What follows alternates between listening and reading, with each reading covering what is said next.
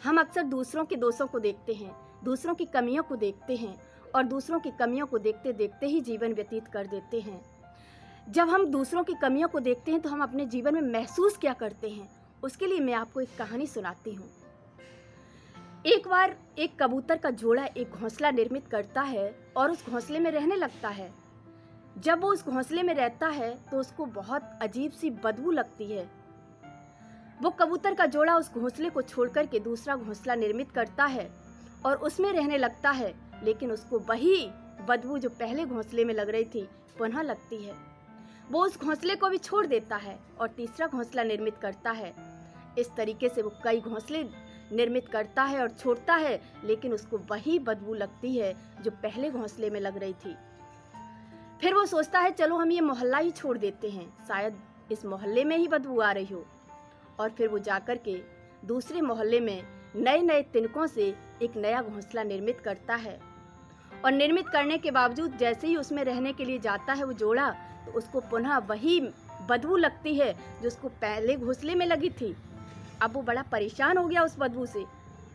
उसके मन में विचार आया क्यों ना हम अपने जो मुखिया हैं, जो हमारे कबूतर जो सबसे बुजुर्ग था, उसके पास जाकर के हम इसकी सलाह लें कि क्यों हमें बदबू लग रही है।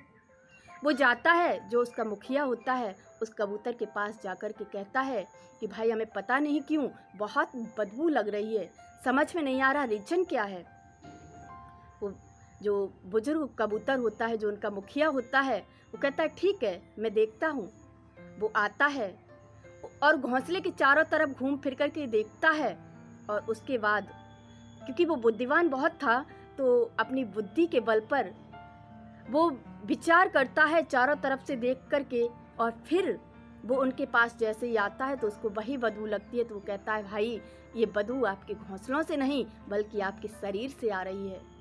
अपने शरीर की सफाई करो, अपने अंदर की सफाई करो। आप बाहर देख रहे हो, अपने अंदर नहीं देख रहे हो। अपने शरीर की आप सफाई कर लोगे तो आपको बदबू लगनी बंद हो जाएगी। तो ये कहानी हमें यही सिखाती है कि हम दूसरों के गुणों को न देख कर के दोषों को देखते हैं। हमें हर जगह गलत ही लोग नजर आते हैं क्योंकि हमारा दृष्टिकोण गलत है। जिस दिन हम अपने मन की, अपने तन की सफाई कर लेंगे उस दिन दुनिया में हमें हर चीज़ सुंदर ही नजर आएगी, क्योंकि परमात्मा की बनाई हुई हर चीज़ बहुत ही खूबसूरत है। अब जो लोग गलत होते हैं उन्हें दुनिया में हर व्यक्ति गलत ही नजर आएगा। उसके अंदर चाहे हजारों अच्छाइयाँ हों उसको अच्छाई नजर नहीं आएगी, लेकिन जो व्यक्ति दूसरों की अच्छाइयों को देखने वाला होगा उसको हर किसी की अच्छाई ही नज़र आएगी, किसी में बुराई नज़र आ ही नहीं सकती है। तो अपने आप को बदलिए, अपने मन को साफ कीजिए, दूसरों के दोषों को गिनाने की बजाय अपने अंदर के दोषों को बाहर निकालिए। धन्यवाद।